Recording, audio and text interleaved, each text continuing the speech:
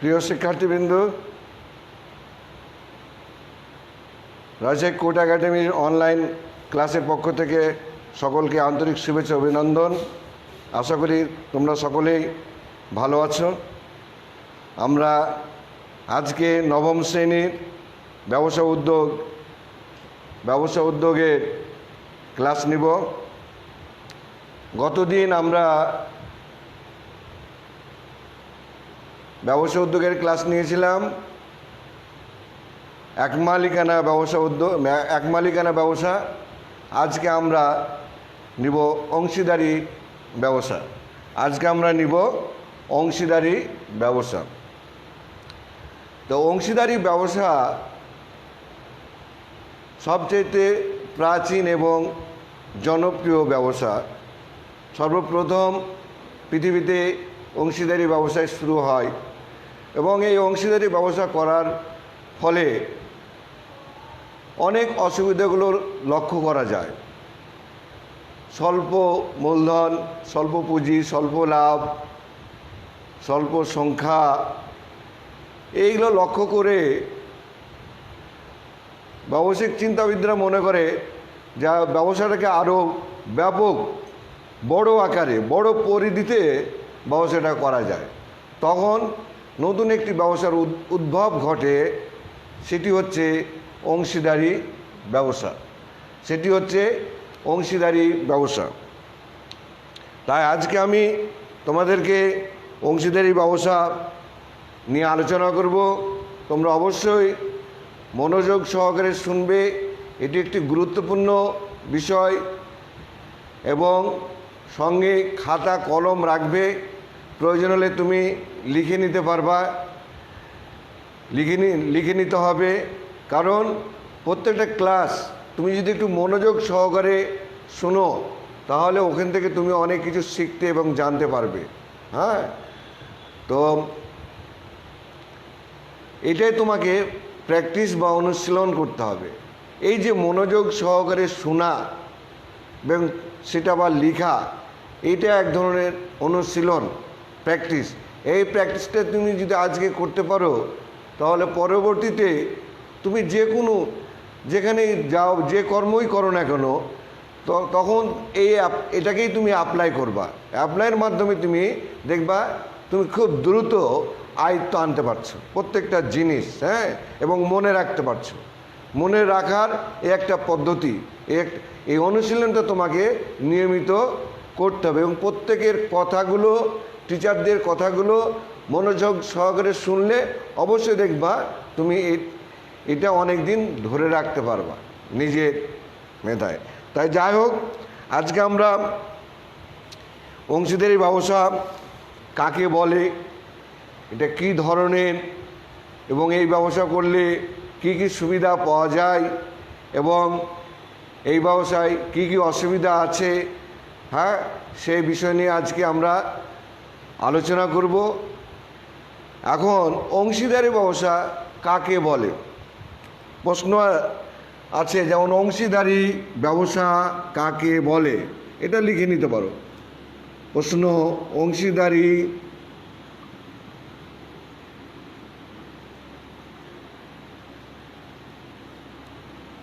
ব্যবসা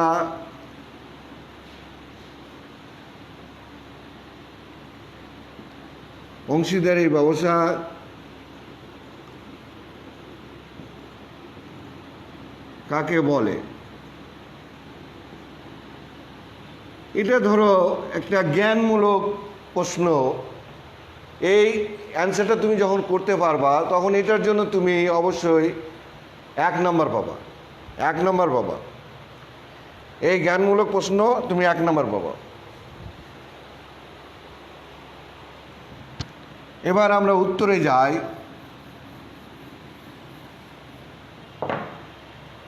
একাধিক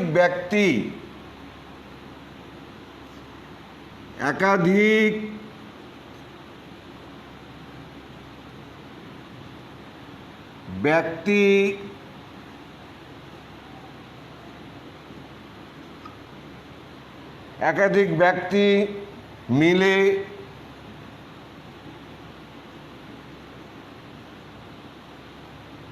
একাধিক ব্যক্তি মিলে নিজেদের পুঁজি ও সামর্থ্য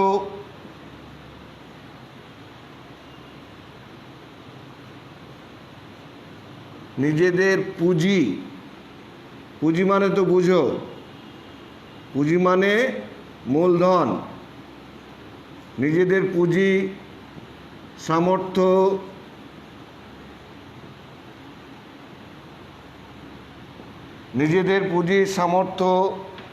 একত্রিত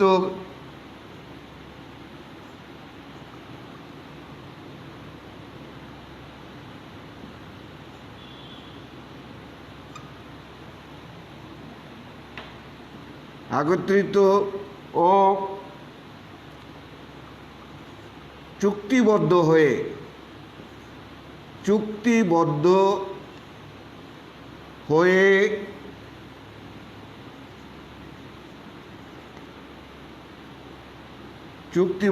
হয়ে যে নতুন ধরনের ব্যবসা সংগঠিত হয়, যে নতুন ধরনের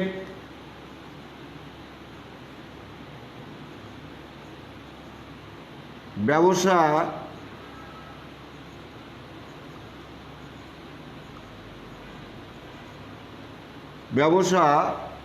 সংগঠিত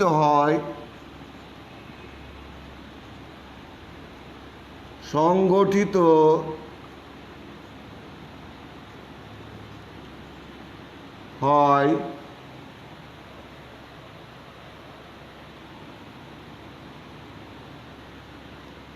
তাকেই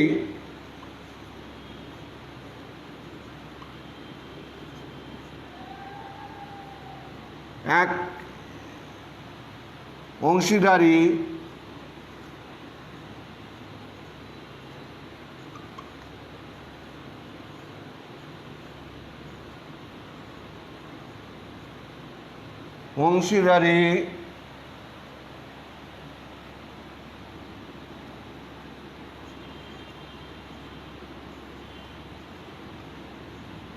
ব্যবসা বলে। এখন দেখো, একাধিক ব্যক্তি মানে অবশ্যই সেটা একের অধিক হতে হবে, মানে 2 জন 3 জন 4 জন, সর্বোচ্চ 20 জন ব্যক্তি, 20-এর অধিক হবে না। একাধিক ব্যক্তি মিলে নিজের পুঁজি সামর্থ্য একত্রিত করবে এক জায়গায় এবং চুক্তিবদ্ধ একটা চুক্তি করতে হবে। এই যে অংশীদারি ব্যবসার একটি বৈশিষ্ট্য, একটি চুক্তি করতে হবে, সেটা লিখিত হোক আর মৌখিক হোক, এই চুক্তিবদ্ধ তাকে হতে হবে। চুক্তিবদ্ধ হয়ে যে নতুন ধরনের ব্যবসা সংগঠিত হয় তাকে অংশীদারি ব্যবসা বলে। এটা পরিষ্কার, এখানে বুঝতে কোনো অসুবিধা নাই। একাধিক ব্যক্তি মিলে নিজেদের পুঁজি মানে হচ্ছে মূলধন, সামর্থ্য একত্রিত করে ও চুক্তিবদ্ধ হয়ে যে নতুন ব্যবসা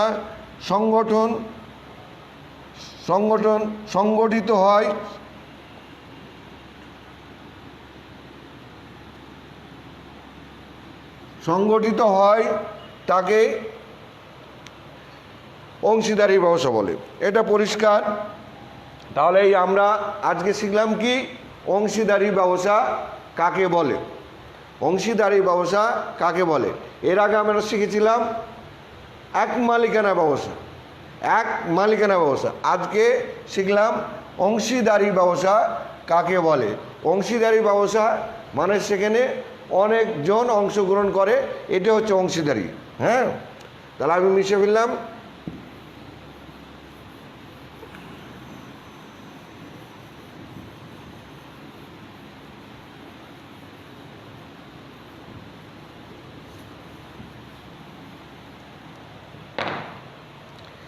এখন এই অংশীদারি ব্যবসার যে চুক্তিটা কিভাবে হবে এবং বাংলাদেশে যে অংশীদারি ব্যবসা আছে এবং কিসের ভিত্তিতে, কার ভিত্তিতে এই চুক্তিবদ্ধ হতে হয়, এই চুক্তিটা আমাদের একটি ব্যবসায়িক আইন আছে বাংলাদেশের।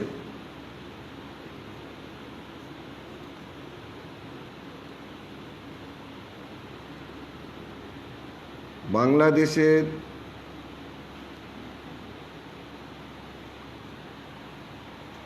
1932 সালের অংশীদারি, 1932 সালের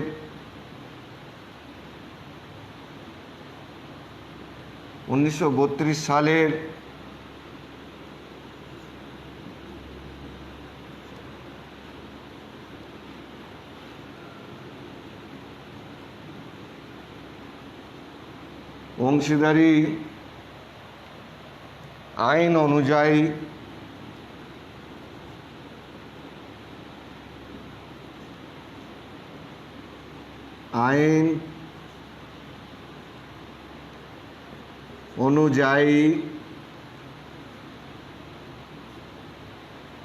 অনুযায়ী সর্বনিম্ন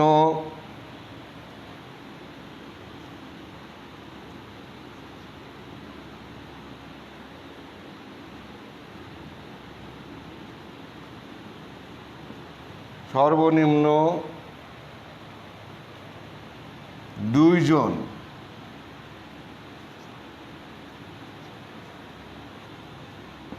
জন এবং সর্বোচ্চ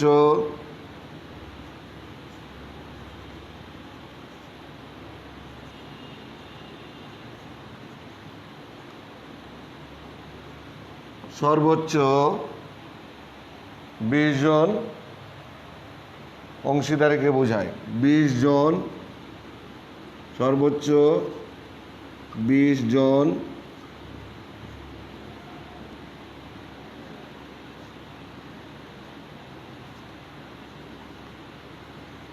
অংশীদারকে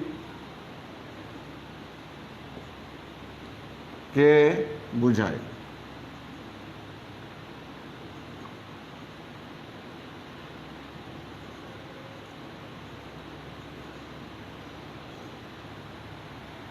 এখন বিষয়টা দেখো যে বাংলাদেশে এই যে অংশীদারি ব্যবসা যারা করে, 1932 সালে অংশীদারি আইন অনুযায়ী সর্বনিম্ন 2 জন এবং সর্বোচ্চ 20 জন অংশীদারিকে বোঝায়। 20-এর উপরে হবে না, এই সর্বোচ্চ 20 জন পর্যন্ত এই অংশীদারি ব্যবসা করতে পারে। এটা বাংলাদেশ আইন, অংশীদারি ব্যবসার বিধান আইন।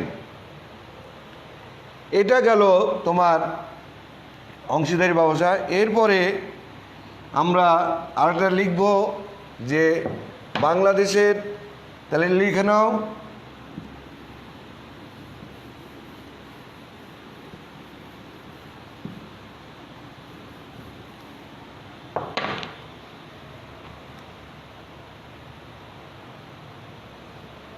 তবে বাংলাদেশের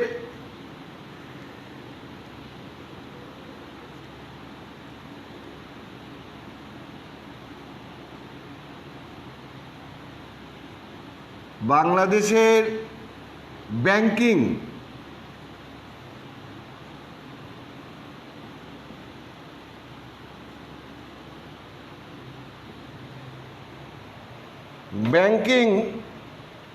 ব্যবসার জন্য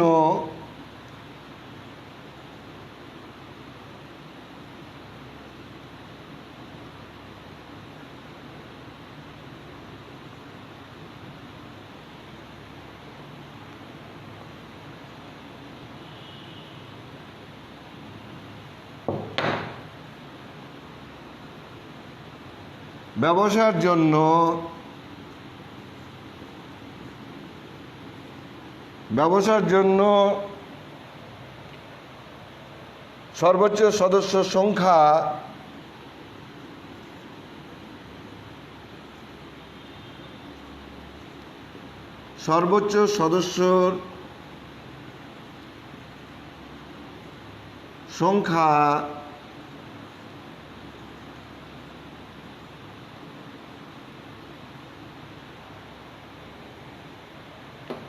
10-এর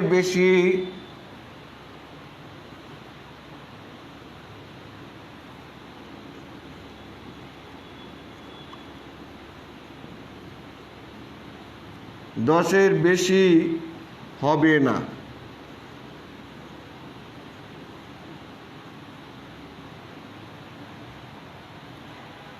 তাহলে দেখো বাংলাদেশের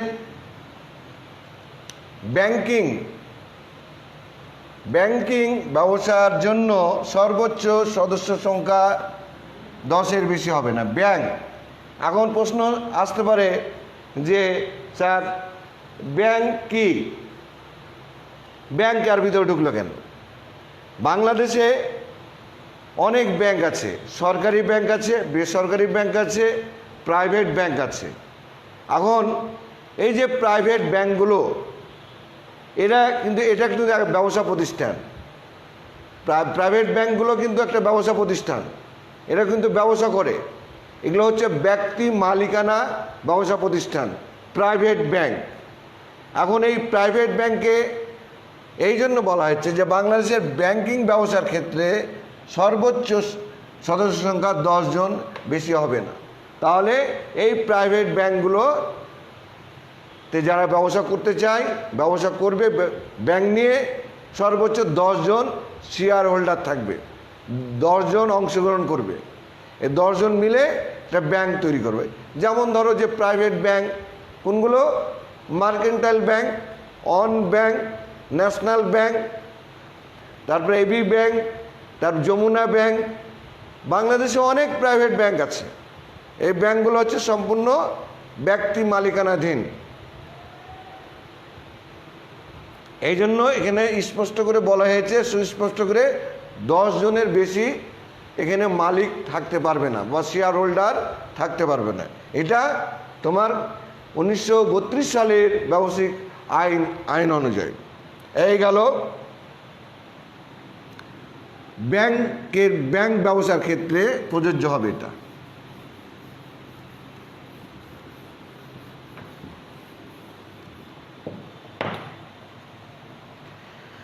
এবার দেখো আর একটা জিনিস, 1932 সালের অংশীদারি ব্যবসায় আইনে 1932 সালের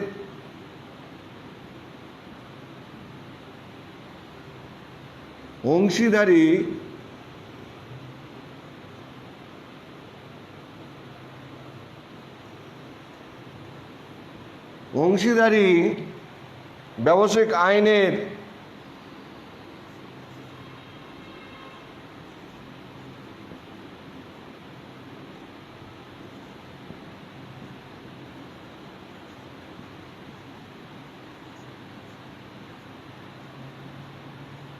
আইনের 4 নং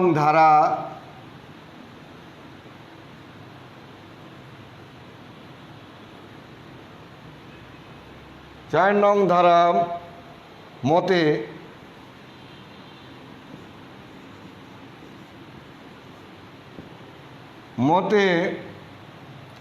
সকলের দ্বারা আমরা সকলের পক্ষে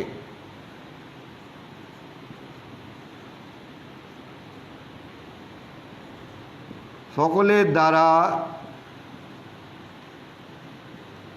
আমরা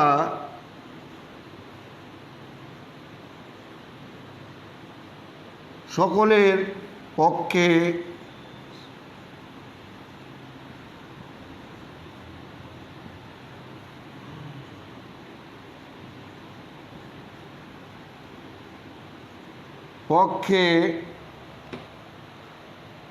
একজনের দ্বারা অংশীদারি ব্যবস্থা পরিচালিত হয়। একজন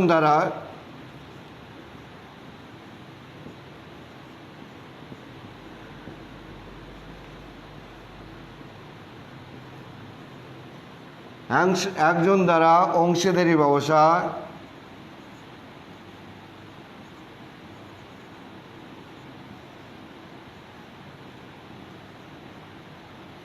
পরিচালিত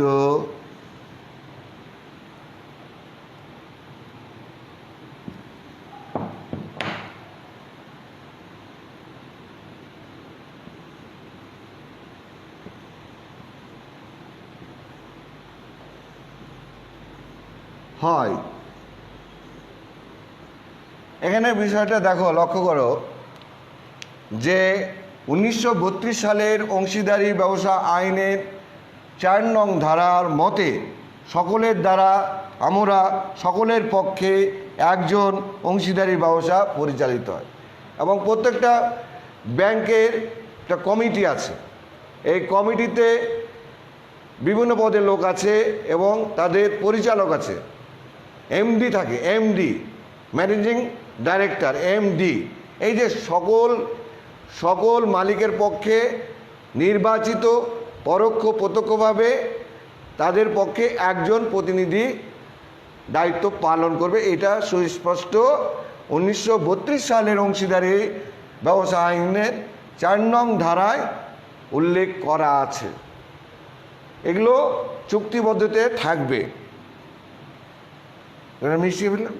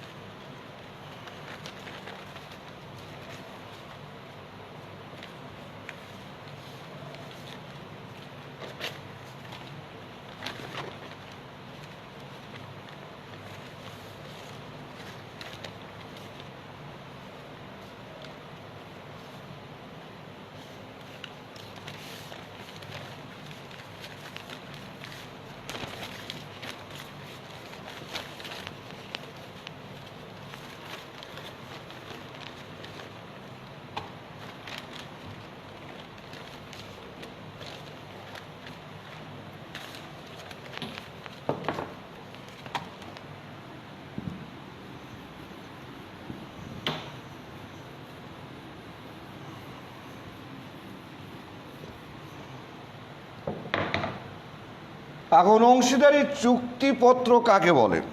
আজকে আরেকটা বিষয় যে অংশীদারি চুক্তিপত্র। অংশীদারি চুক্তিপত্র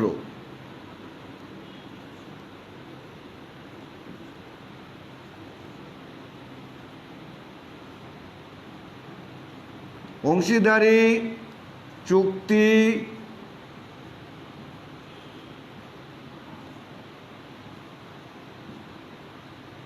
পত্র কাকে বলে? এ একটা প্রশ্ন।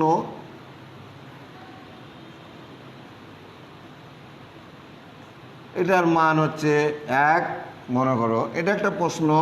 অংশীদারি চুক্তিপত্র, যে অংশীদারি ব্যবসা করতে হলে তোমাকে অবশ্যই সেটা চুক্তি করতে হবে। হ্যাঁ,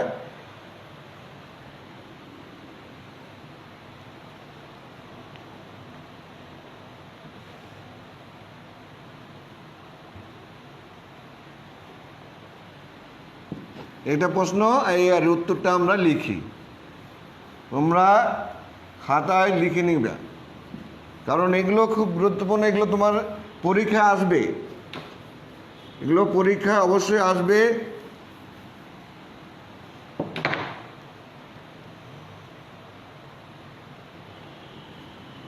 এবার লিখে নিতে পারো।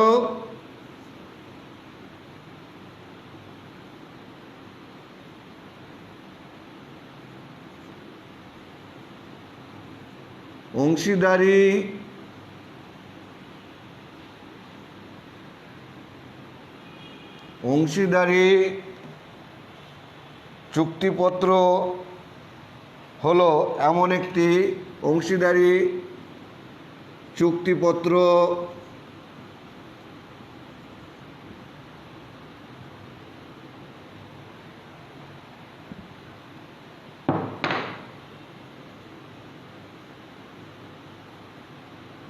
চুক্তিপত্র হলো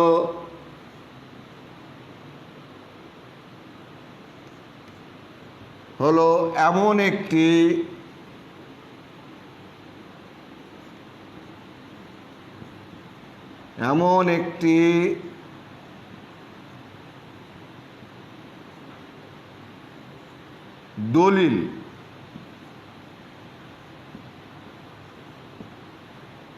একটি দলিল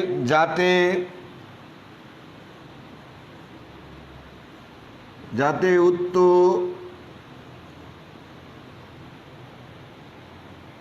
ব্যবসার উদ্দেশ্য, পরিচালনা পদ্ধতি, যাতে উত্তর ব্যবসার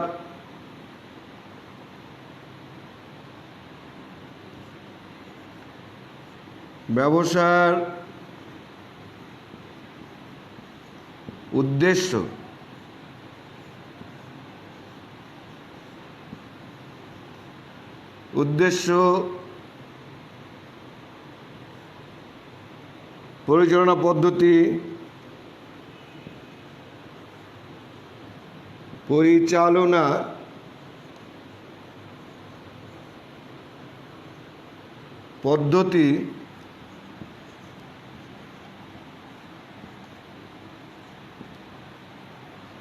পদ্ধতি,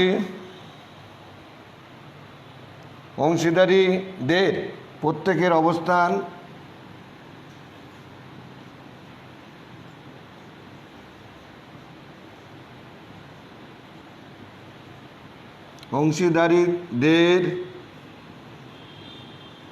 প্রত্যেকের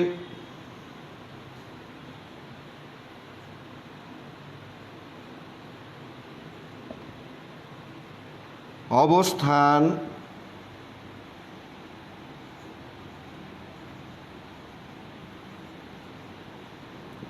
অবস্থান,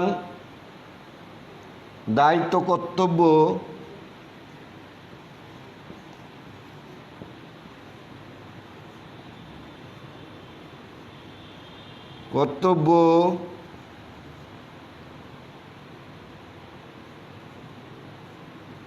ও অধিকার।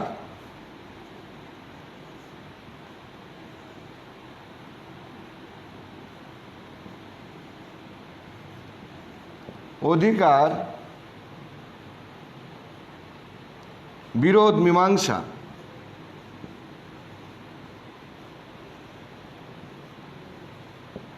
বিরোধ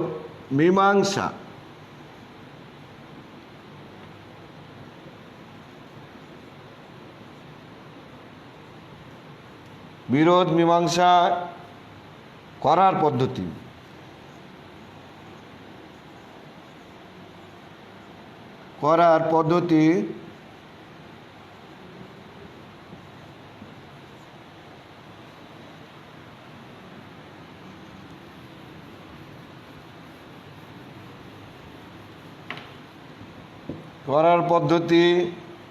সুস্পষ্টভাবে তুলে ধরা হয়।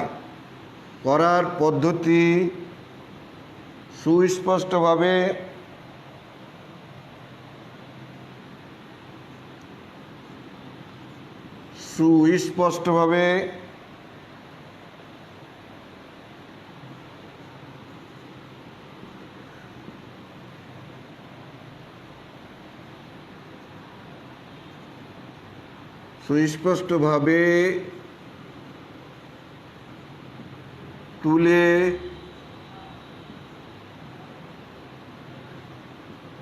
ধরা হয়,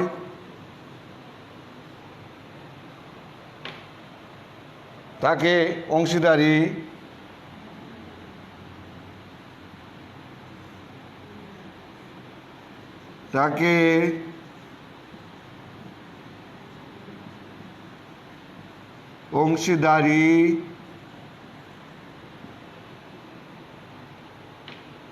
চুক্তিপত্র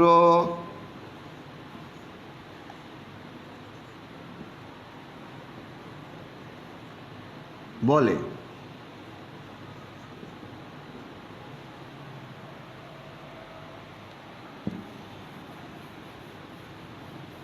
তাহলে এখানে পরিষ্কার যে সুস্পষ্টভাবে তুলে ধরা হয় তাকে অংশীদারি চুক্তিপত্র বলে।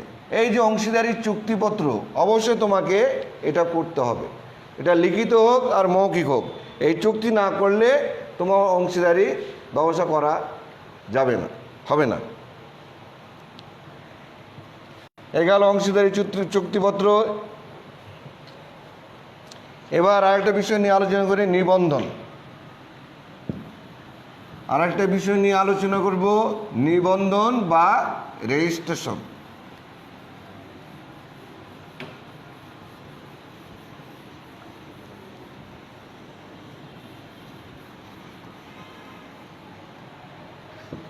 অংশীদারি ব্যবসার একটু বেশি সুবিধা পাওয়ার জন্য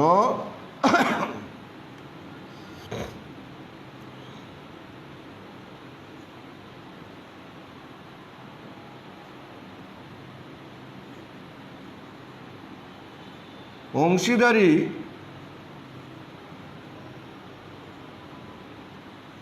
ব্যবসার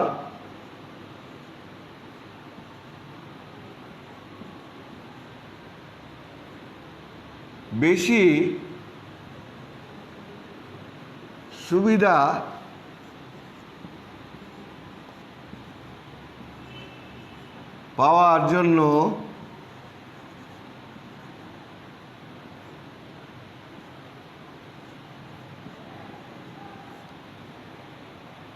পাওয়ার জন্য কি করতে হবে?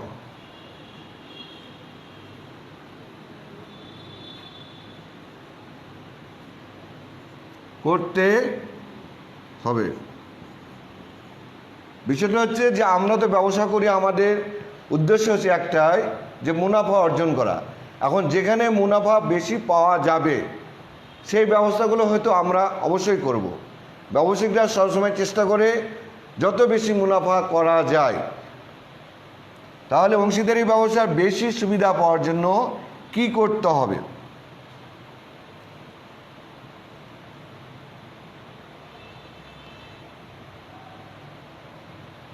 বেশি পাওয়ার জন্য কি করতে হবে? নিবন্ধন আবেদন করতে হবে।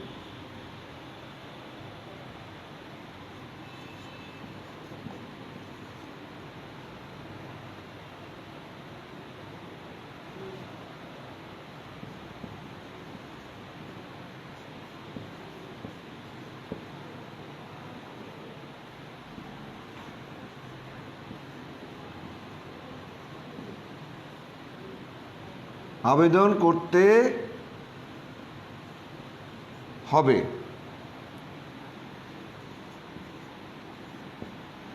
এখন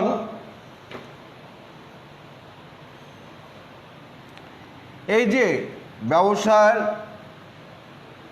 অংশীদারি ব্যবসায় বেশি সুবিধা পাওয়ার জন্য কি করতে হবে? নিবন্ধনের আবেদন করতে হবে। এখন নিবন্ধনটা কি, এটা তোমাদেরকে পরিষ্কার হতে হবে। নিবন্ধনটা কি? তুমি দেখো, উদাহরণ আমরা বলি, আমরা বাংলাদেশের নাগরিক, আমরা এই দেশে জন্মগ্রহণ করেছি। যখন এই দেশে একটি শিশু জন্মগ্রহণ করে সেই তারিখে তার নিবন্ধন করতে হয়, জন্ম নিবন্ধন বা জন্ম রেজিস্ট্রেশন। এটা তো বুঝো, কারণ সে জন্মসূত্রে এদেশের নাগরিক। তাহলে জন্মসূত্রে যখন সে এদেশের নাগরিক হবে, নিবন্ধন করা হবে, তখন সে এদেশের যে নাগরিক হিসাবে যে সকল সরকার কর্তৃক সুবিধা দেয় সেগুলো সবই সে পাবে বা পাওয়ার সে অধিকার রাখে। যেমন তুমি কোন ক্লাসে পড়ছো? ক্লাস 9-এ। এখন বিষয়টা হচ্ছে ক্লাস 9-এ পড়ো, আগামী দিনে রেজিস্ট্রেশন করতে হবে। তুমি কোন বোর্ড থেকে পরীক্ষা দিবা? বাংলাদেশের যে বোর্ডগুলো আছে, বাংলাদেশের যে কোনো বোর্ড থেকে তুমি পরীক্ষায় অংশগ্রহণ করতে পারবা। কিন্তু কখন পারবা? যে বোর্ডে তুমি নিবন্ধন করবা সেই বোর্ডের অধীনে তোমাকে পরীক্ষা অংশগ্রহণ করতে হবে। যেমন তুমি রাজশাহীতে অবস্থান করছো, এখন তোমাকে রাজশাহী শিক্ষা বোর্ডের অধীনে নিবন্ধন করতে হবে। নিবন্ধন করলেই তুমি তখন পরীক্ষা অংশগ্রহণ করতে পারবা। এই জন্য এটা নিবন্ধন করতে হবে ব্যবসায়িকদেরকে, এবং সরকার কর্তৃক যে অফিসগুলো আছে সেই অফিসে আবেদন করলে নিবন্ধন করা যাবে। এই হচ্ছে নিবন্ধনের বিষয়।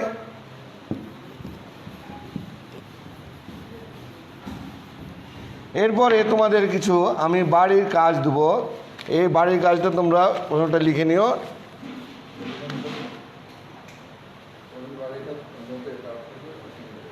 তো যাই হোক,